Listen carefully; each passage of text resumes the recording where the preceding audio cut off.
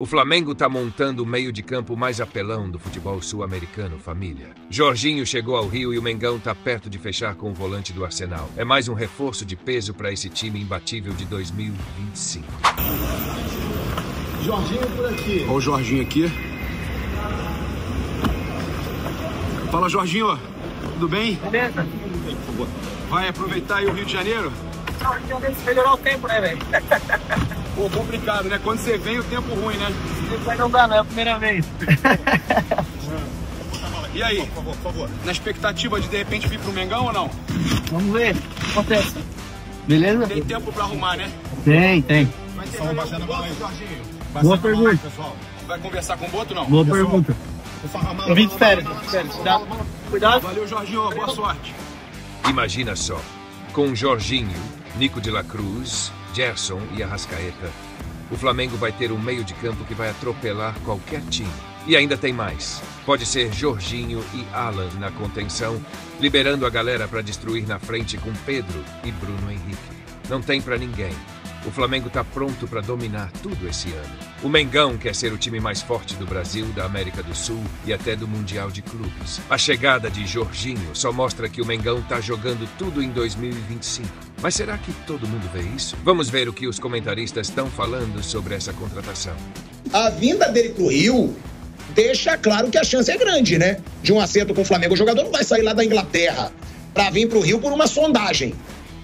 E isso deixa claro que a negociação está avançando, né? Se ele veio para conversar com o Flamengo e tudo indica que veio, o cara não ia sair de Londres pro Rio de Janeiro para tirar uma folguinha de data FIFA, a chance é muito possível, né, Mal? Tudo indica que sim, né? Tudo indica que sim. Eu também acho que dificilmente ele viria sem estar muito próximo do acordo, né? Talvez venha até, não sei, se ele só vai se reunir, se ele vai até o CT conhecer, que pode ir lá no horário que não tem treino rolando e tudo, vai lá para conhecer o CT e tal, ninguém fica nem sabendo, né? Treina de manhã. Vai lá à tarde, pode conhecer o CT, imaginar ali. Se ele trouxer a mulher dele então para ver onde que vai. Aliás, ela participa de um reality show, ele também, lá na Inglaterra, tem isso também. Não sei se você sabia, você que gosta dessas histórias assim dos famosos, do mundo. Não sabia. Eu vou te passar aqui depois aqui. Vou passar pro Kaique pode mostrar. Tem esse lado. O cara é um popstar. Então, pode ser até que ele vá no CT e tudo, se estiver muito avançado. É uma oportunidade, né? É uma oportunidade. Porque nessa época agora não tem jogo. O time treina geralmente de manhã. Ele pode se reunir, ele pode conhecer as instalações do CT. É um processo de convencimento, me parece. Talvez até um arremate final nesse processo de convencimento. Agora, o que é importante frisar é o seguinte. Estava falando isso com o Raí mais cedo aqui. Tinha gente dizendo já há meses, né? Já tem meses isso, né? Uns 3 meses. Uns 3 meses. Tudo fechado, só falta assinar. Assinado. Contrato. Isso é cascata. Cascata. Eu vou pegar aquele megafone do Zé Ilan. Já viu o megafone do Zé Ilan? Emprestado para... Mentira cabeluda, como se dizia antigamente. Tem nada disso. Agora que pode ser que acerte. Aí o campeoníssimo que falou 3 meses, conforme antecipou nada, pô. Cascateou, né? Atirou lá para ver se acontece, e quando acontece, se antecipou. Isso é mentira, né? O fato ainda não se consolidou. E, por exemplo, se nesse processo o Arsenal tivesse dito para ele, Jorginho, quero você mais um ano, morreria ali. Ele poderia ter assinado o contrato, ficaria mais um ano. Porque não dá para competir, né? O que ele ganha lá, não dá para competir com o que qualquer clube brasileiro possa pagar por ele. Agora, eu acho que se ele estiver bem fisicamente, ele está jogando, ele segue bem, né? Eu acho que dá um salto de qualidade ali absurdo ali. Pensando que o Flamengo tem Pulga, De la Cruz, Gerson, Arrascaeta, você tem a opção de ter mais esse cara. Assim, fica um meio de campo muito técnico. E aí eu acho que o Flamengo, não sei, eu gostaria de ouvir a opinião do Raí. Muito se fala de um substituto para o Arrascaeta. Eu acho que tendo o Jorginho, você tendo os pontas que o Flamengo tem, o centroavante que o Flamengo tem, que o Pedro vai voltar, você pode jogar sem esse meio e pode ter um meio campo bizarro. Pulga, De la Cruz, Gerson e Jorginho. Quando o Arrasca não for jogar, ou não puder jogar, não estiver bem.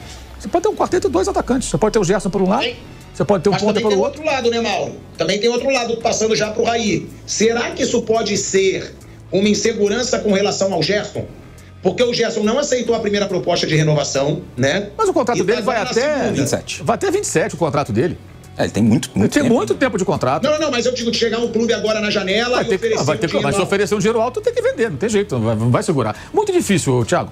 Já se bateu 2 vezes na Europa, eu acho muito difícil. A não ser que seja um mercado árabe, uma coisa dessas assim.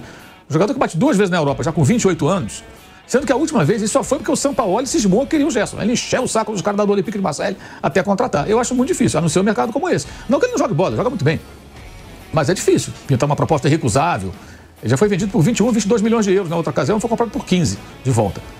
Enfim, mas eu entendo que isso é para encorpar mais o elenco. E eu acho que dá essa opção de você mudar a forma de jogar. Você passa a ter um meio campo muito técnico. muito técnico. E o Gerson está jogando pela direita. Se tiver o Gerson pela direita, um ponta é o Cebolinha, Bruno Henrique, Michael, Luiz Araújo, o que for. Na esquerda, o Pedro, Juninho, o Bruno Henrique de comandante de ataque, um desses na ponta. E esses 4 no meio, com os zagueiros que o Flamengo tem, com capacidade de ter a bola, trocar passes, jogadores que levam o time pra frente, né? Não tô falando de meio-campistas que jogam pra trás. Não sei, queria até ver o que o Raí pensa sobre isso. Se a gente olha pro Jorginho nesse período todo de Europa e os últimos anos principalmente, ele é um 5, né? Um primeiro volante com características muito diferentes das do Pulgar. O Pulgar é um jogador que tem boa qualidade de saída pro jogo, mas ele é um cara de mais marcação, mais força, né? Em vários momentos. E o Jorginho, tanto no Chelsea quanto na seleção italiana campeã da Euro, como agora no Arsenal, é um primeiro volante, um cara de passe, que dita ritmo em saída de bola. Então dá...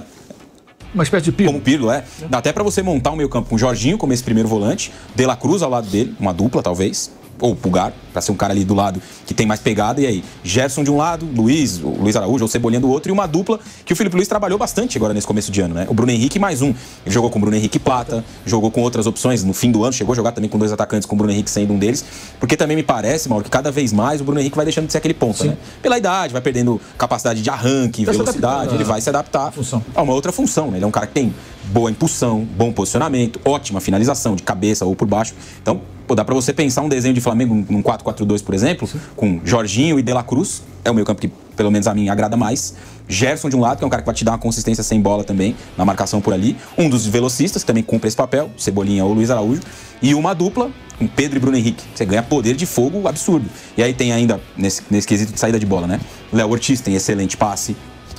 Ao lado dele pode jogar o Léo Pereira, por exemplo, né? Pode ser a dupla ideal. Danilo, do lado o Alexandro, é um jogador que também pode compor como um terceiro zagueiro em vários momentos. Então o Filipe Luís ganha várias opções para um jogo que ele gosta muito, que é de posse, de troca de passes, de se instalar no campo de ataque. Então o ganho técnico, né, com a chegada do Jorginho pro meio campo e para as possibilidades do Filipe Luís é absurdo.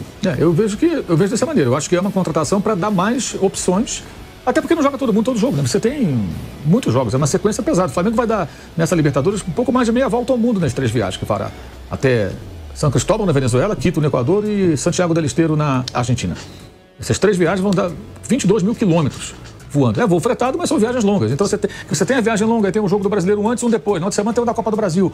E são sempre jogos eliminatórios muito tensos, né? Especialmente quando chega na fase mais aguda.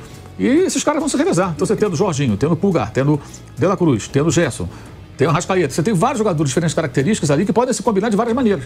Porque eu vejo assim, muita gente falando, tem que trazer um substituto para o Arrascaeta. Eu acho muito difícil você encontrar um meia que possa realmente ser um substituto, aquele cara que até brigue pela posição e que aceite ser reserva. Ou que vai custar quanto um jogador desse? Quanto custa? Né? É difícil, não que seja impossível, é difícil achar. É muito difícil achar. Então, acho que ele pode buscar outras maneiras de montar a equipe sem esse famoso 10, né? Que aqui no Brasil tem muita essa ideia. Não, tem que ter sempre tem que ter um 10. Você pode ter outra forma de jogar. Eu acho que ele ganha várias opções. Para mim, eu entendo que assim, o conceito dele é esse. É um time que pressiona, tem que estar muito bem fisicamente. É importante ter muitos jogadores para revezar.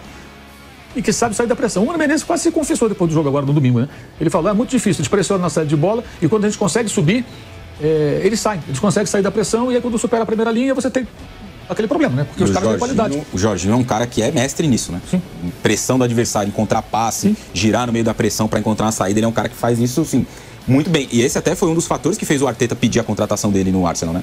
Porque ele começa a montar o Arsenal, né? Um trabalho de bastante tempo do Arteta e sempre com jogadores muito jovens, né? Saka, Martinelli, Odegaard, Gabriel Jesus, em um primeiro momento. Era um time muito jovem. E ele entendia que faltava uma peça de mais experiência no meio campo, justamente para gerenciar esse tipo de situação no jogo, né? Um cara que, vai ser pressionado e ele não vai sofrer para encontrar um passe, para voltar uma bola, para fazer o time avançar no campo. E o Jorginho, num primeiro momento, né? Ele chega e ele é titular no Chelsea no primeiro momento. Depois vem o Declan Rice, aí ele acaba perdendo um pouco de espaço.